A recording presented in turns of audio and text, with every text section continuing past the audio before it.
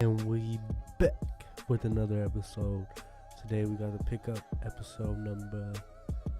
This episode, I got my boy Ray with me and my boy Julio with me.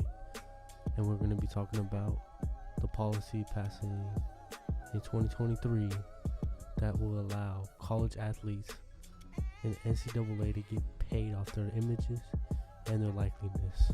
Let me break it down for y'all. Just a couple weeks after California passes the policy to let college athletes get paid in California, the NCAA decides to let all NCAA college athletes get paid from Division 1 to Division 2 to Division 3. They're able to profit off of video games, ball games, college basketball games, stuff like that. And so we're going to break down what Ray thinks are the bad things and what Julio thinks are the bad things. So let's get started. Ray, what are your pros and cons to the policy taking effect in 2023? The biggest benefit of this policy is that student athletes are finally able to get paid. But the biggest, if you're seeking blood against NCAA, the biggest deficit to this policy is that the NCAA is not directly paying these athletes. They're getting paid based off of their likeliness, off of endorsements, advertisement. So how I see it is that this is just like a throwaway policy for NCAA, because they don't really lose money off of the student athletes playing.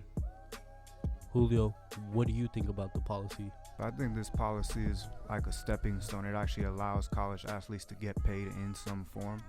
I think that's a major pro of it. I think another pro is that it allows families of those athletes to get some relief, because most of the time families are the ones that pay for college students, college athletes to get into universities and pay for their classes. This way, college athletes can pay for their own classes somewhere down the line, so it doesn't affect the family that much.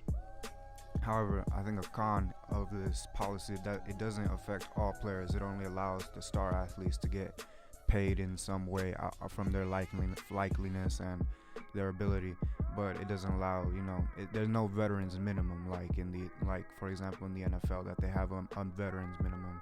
And I think another con is that the policy could affect smaller programs and how they treat their smaller schools and how they treat their athletic programs. Most recently, James Wiseman has been suspended for literally almost half the season for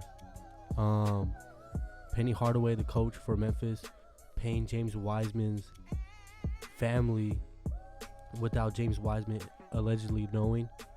So what do you guys think about the effect the policy is going to have before it takes effect on the NCAA and after it takes effect on the NCAA? So Ray, do you think that the NCAA is going to crack down more on players like this, like they did with James Wiseman? We're going to see more players get suspended just because the NCAA wants to take it out on them. And I believe after the policy takes effect, we're going to see that the NCAA is going to, or institutions in NCAA will put less money towards athletes in the athletic programs. So coming off of that, Julio, what do you think is going to happen? So before 2023, I already think the NCAA is pretty strict with their rules. So I don't know if we'll see more players getting punished, but I think the punishments for the players that do get punished will be harsher. And then after 2023, the NCAA might find a new way or a new trick to exploit their players. There may be some loophole in the rule. So that's what I think. So we'll just have to wait and see. But until next time, we out.